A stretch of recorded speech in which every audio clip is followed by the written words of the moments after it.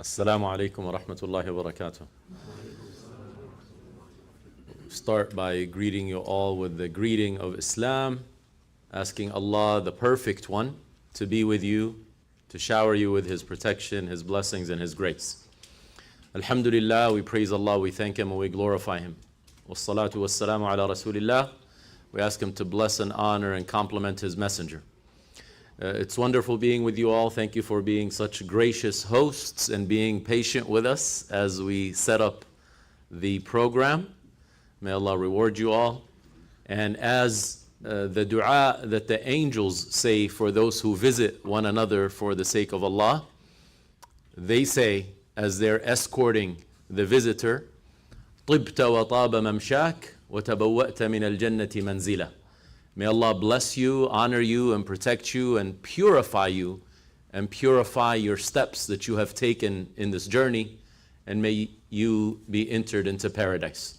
So the angels hopefully prayed for us as we came to visit you all for the sake of Allah, and we ask Allah to also accept your steps. You took time out in this Saturday during this holiday vacation, and you came to the masjid, the best place to come to in town.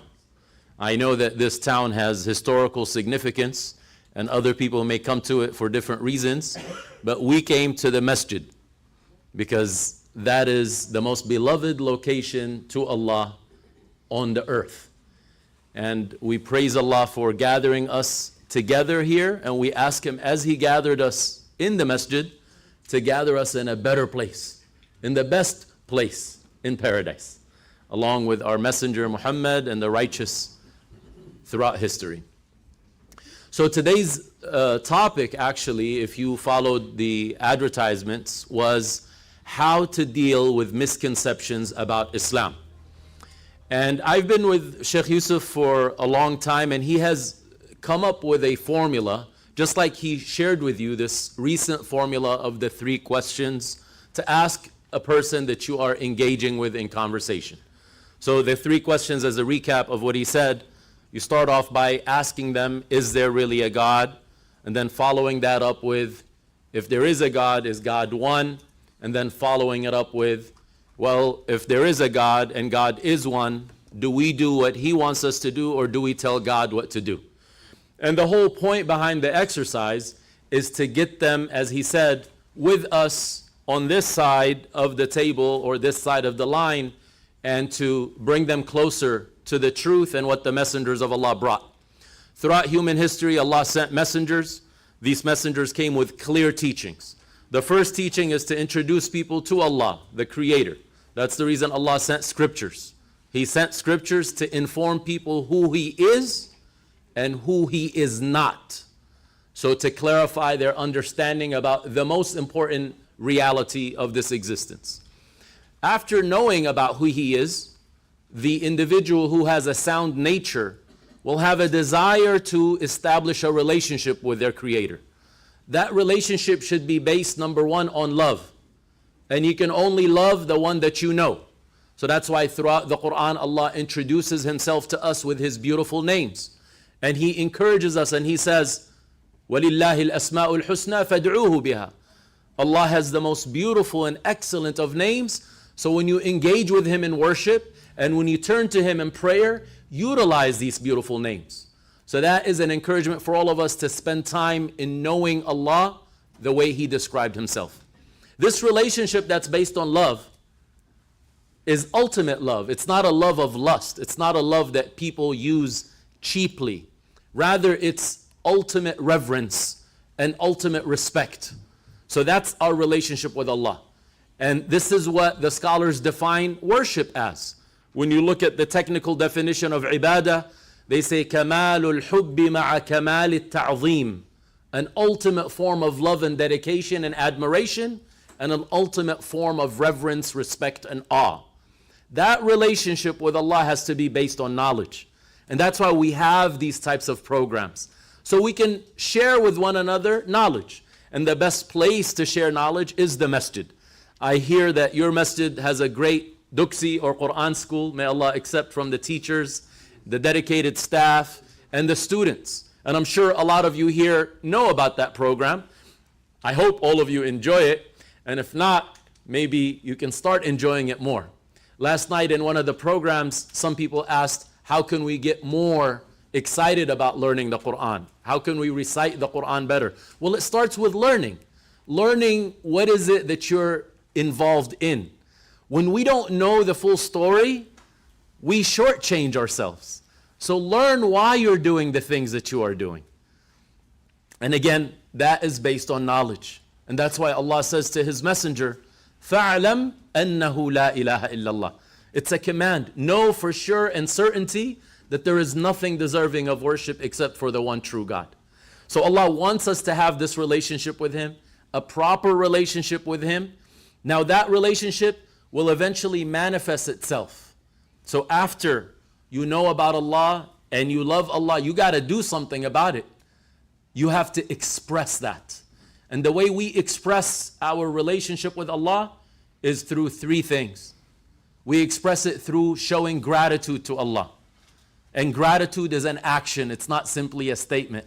We don't just say thank you, but we actually act in gratitude. We give thanks. We do thanksgiving constantly. We also obey Allah. So whatever Allah tells us to do, as you heard in the definition of Islam, one of its meanings is obedience to Allah.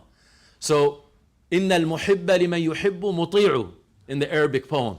So if you truly claim to love an entity, you love somebody, you gotta obey them.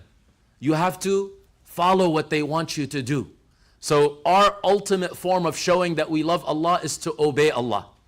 And then the third manifestation or expression of our love to Allah is ibadah, is ritual devotion. And that is worshiping Allah based on His terms and His conditions. When the question asks, do we tell God what to do or does He tell us what to do? That's the objective behind that question. And that's why Allah sent the messengers. So they could be our ultimate role models. And He says, لَقَدْ كَانَ لَكُمْ فِي رَسُولِ اللَّهِ أُسْوَةٌ حَسَنَةٌ. Surely in the messenger of Allah, for all of you is a great role model. Why is that? They know Allah more than anyone else.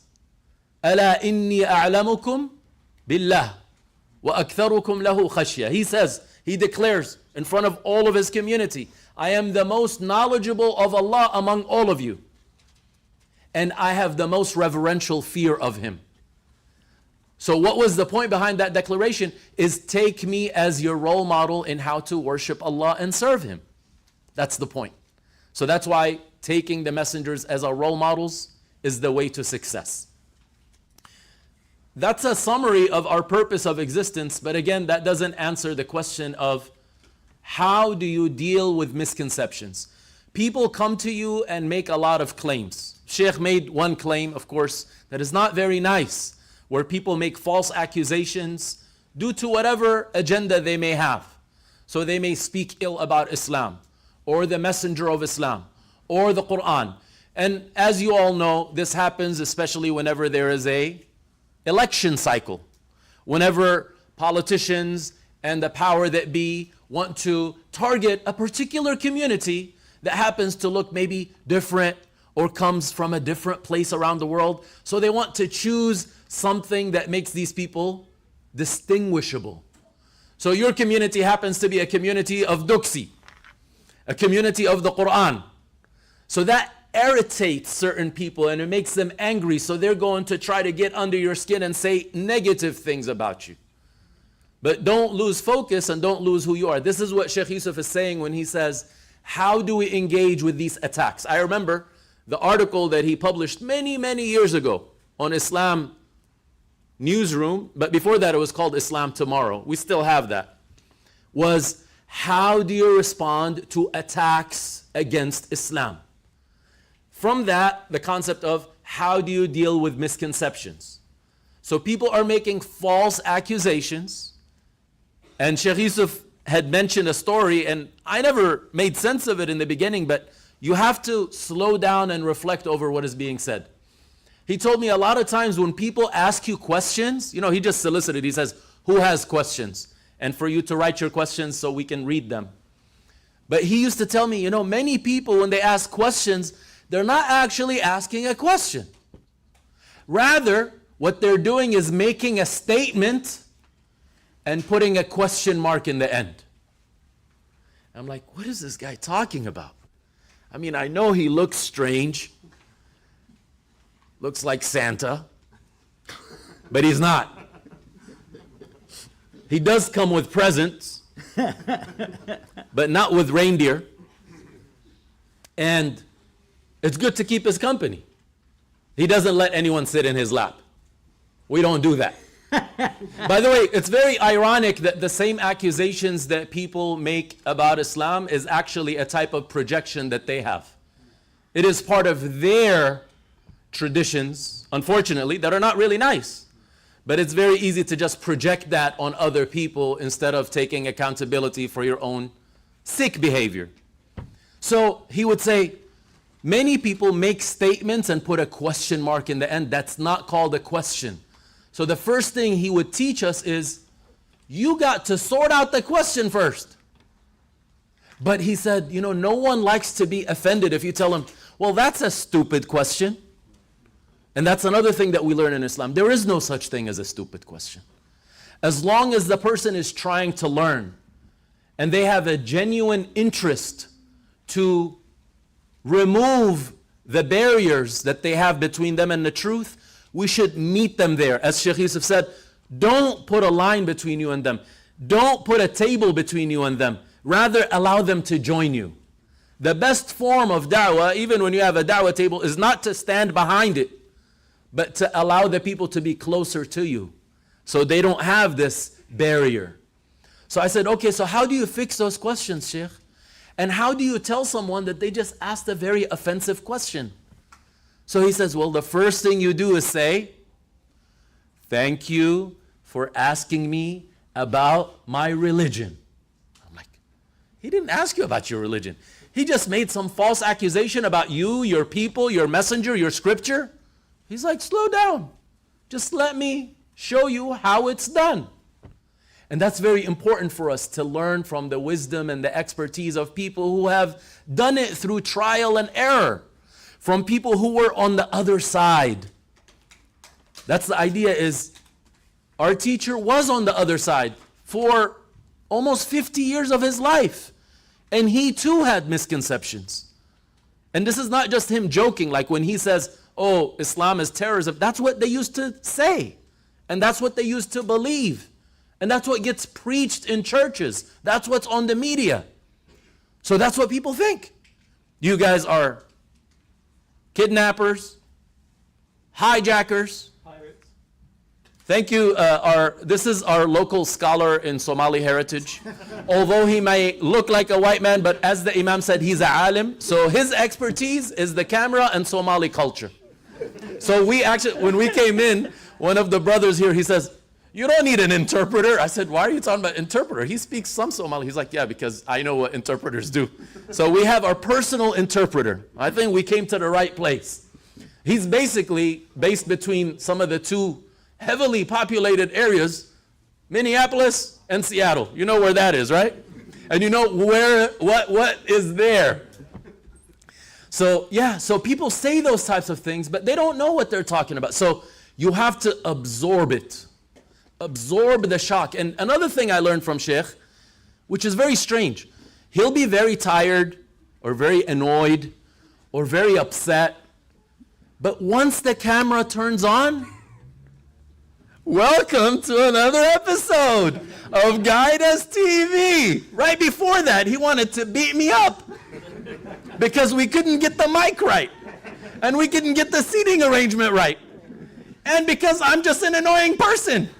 But all of a sudden, he says, welcome to another episode. So when you're seeing the other person, your body language, your facial expressions, your attitude matters. It's not what you say.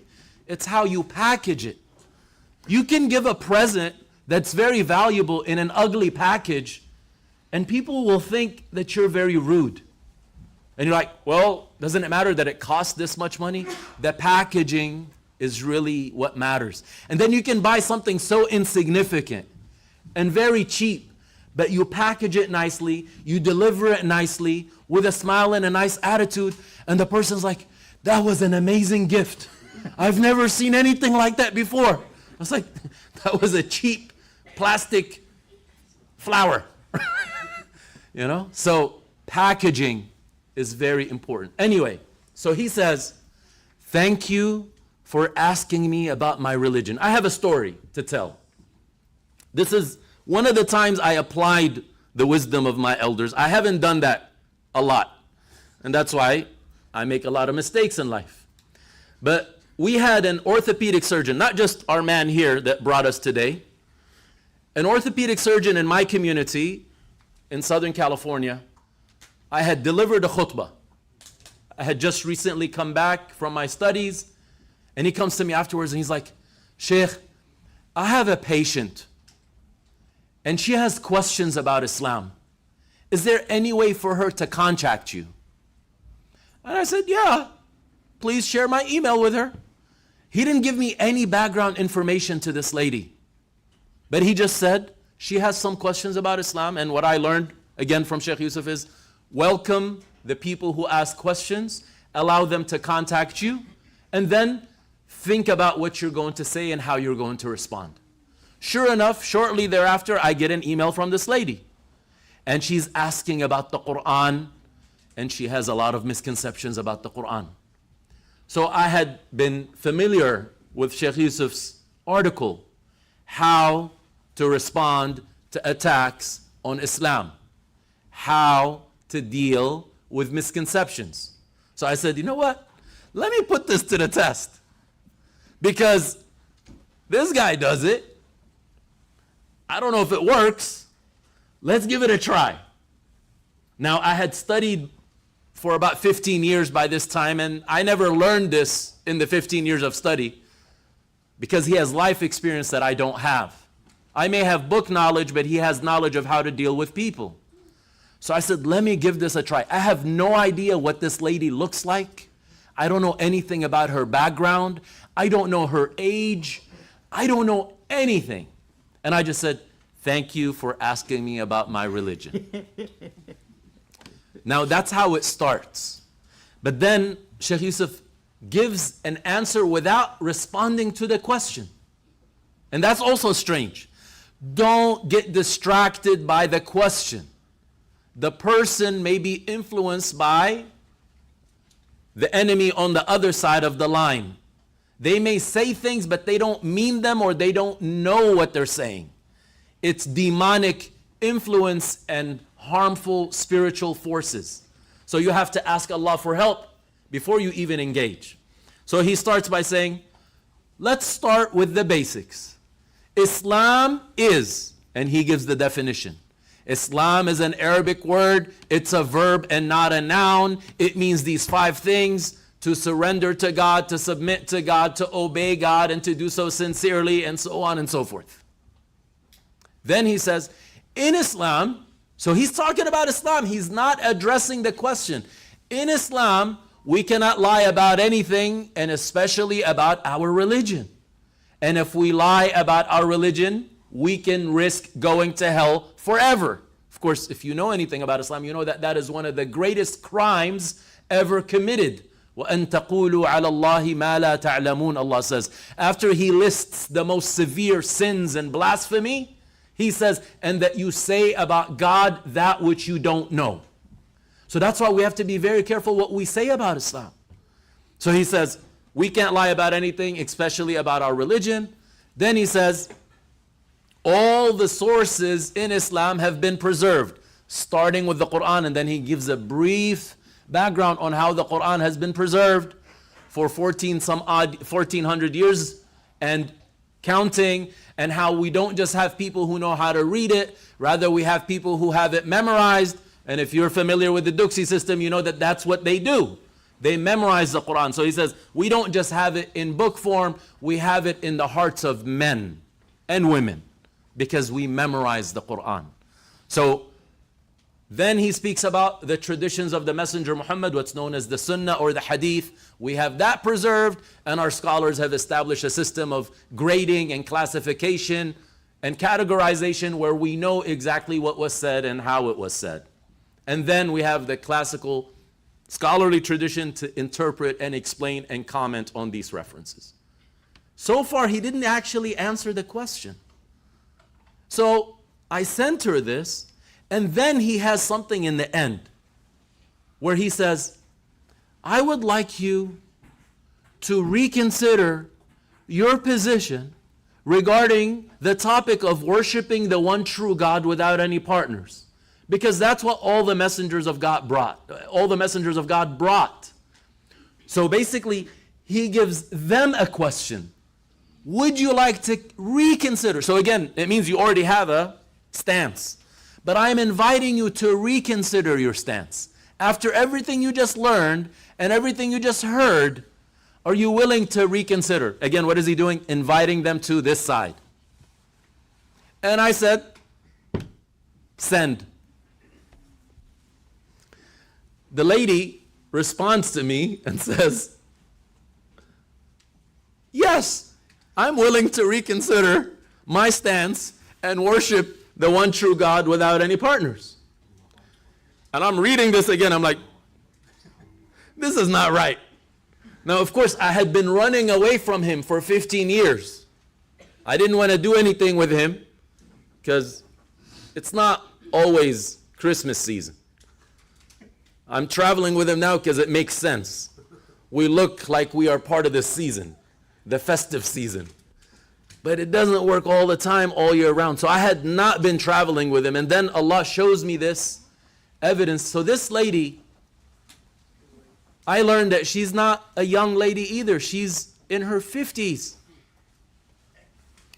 And then she starts consulting me and telling me about other things in her life. And she tells me about the struggles that she had in the church and family issues. This sister started attending my classes in the masjid. But it wasn't enough.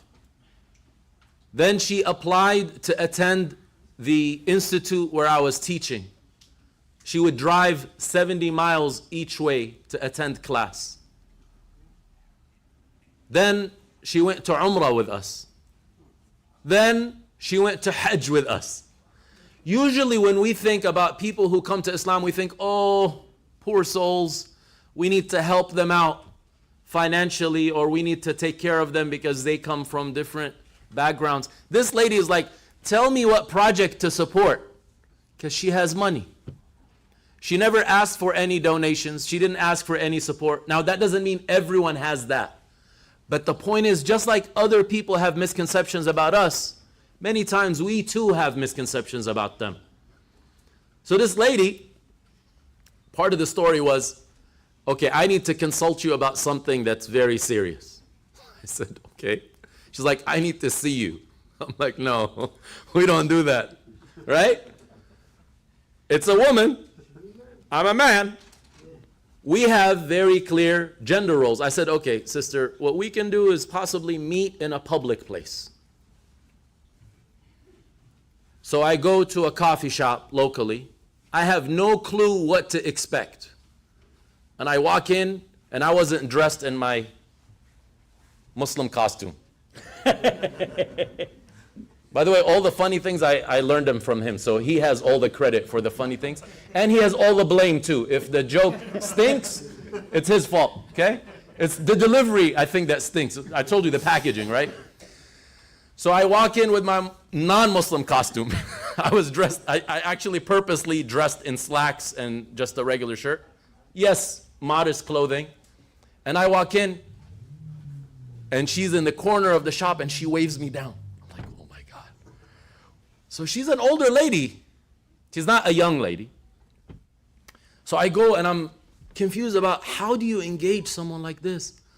So I sit down, and she said, well, this is my story. I don't want to disclose too much, but let's say she was just in a very difficult situation. The people in the church didn't help her. They were not very useful. So that adds insult to injury. And then I felt like there was almost criminal behavior that she had to deal with. And I said, call the cops.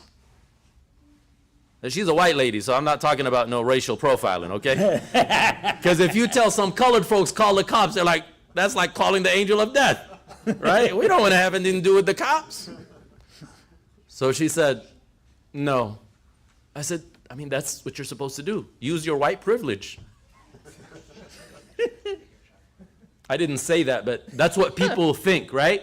Oh, if you're a white person, you like got cool relationships with the police. Well, that's not really always the case. And she does this. She puts her hand in her purse and takes out her badge. She's a cop. I'm like, the plot thickens. Why is this happening to me? I'm going to get arrested. Thank you for answering the misconceptions. I'm like, so I like, this is not happening right now. I'm sitting with a cop. She's like, because they won't believe me. And I'm like, you're a white lady? And the cops won't believe you? Yes. So she had been a sheriff's deputy, and she was an upright sheriff's deputy. And she had reported the corruption that she was seeing. And what's interesting about this lady, because we don't know people's backgrounds, is that she always wanted to serve God and she wanted to specialize in religious studies. But her father refused for her to go that route because he was a cop. And he wasn't a good cop. So he told her, no, you should go into the police force. And that's what she did. And when I met her, she had served for 27 years. Now look at the crazy part of this story. Because you may ask, what happened to the orthopedic surgeon? And where is his part of the story? Because this lady, basically after a few exchanges in email, I told her, this is the way you can say your shahada if you'd like to give your shahada. I'm not as courageous as Sheikh Yusuf is because he invites people to take their shahada. I like people to be more comfortable, and I told her, look, if you would like help saying your shahada, these are a few resources that I have. And I gave her some resources, and she made an appointment and made her shahada. She ended up making her shahada with me again because she had to have proof of Islam, and I had to write her shahada certificate. So we did it anyway later. Again, the orthopedic surgeon, he comes back to me and he just says, oh, Sheikh, thank you so much for responding to the sister's questions. She said that you really were nice. That was his role. Sometimes your role in da'wah is simply to make a referral. You don't have to do everything. Many times people come to us, if you don't know how to respond and how to engage, please know your limitations. But there are people who do this for a lifetime. Make referrals. Get to know trusted people who are experts in any given field and make a referral. So I tell her years down the line, I'm like, hold on, sister, I want to know, what does a police officer have to do with an orthopedic surgeon? This is where the story gets crazier. She says, oh, well, my last duty as a cop was to chase down a criminal. And while running after the criminal, I got injured and broke my leg. So I had to have surgery. And I went to an orthopedic surgeon, and he, what's the word? Is it botched the surgery? It went bad. I don't know how many times she did that, but it wasn't a good orthopedic surgeon. That's not the Muslim guy, by the way. Then she says, I was referred to this Pakistani Muslim man. And I went, and he was so kind and so gentle. And he operated on me, and I healed. But she said, there was another thing that happened, which is through dealing with him, I was able to discover that I was also dealing with cancer, and it wasn't known to me. So the cancer was discovered. She went through treatment for cancer, and she was in remission when I'm having the conversation with her. What did the Muslim doctor have to do with da'wah? He was just kind. He was honest. He did his job right. He let his actions do the talking. He wasn't loud. When I saw him, he couldn't even speak. I mean, I think I intimidated him because I scare Muslims. I don't know how non-Muslims think when they see me. He didn't actually say much to her, but he was the door by which Allah allowed her to see Islam. And then I invite her to some of the local masajid. And she says, Sheikh Ahmed, this is crazy. When I was a police officer, I would stand right outside this establishment's door and I never knew it was a mosque.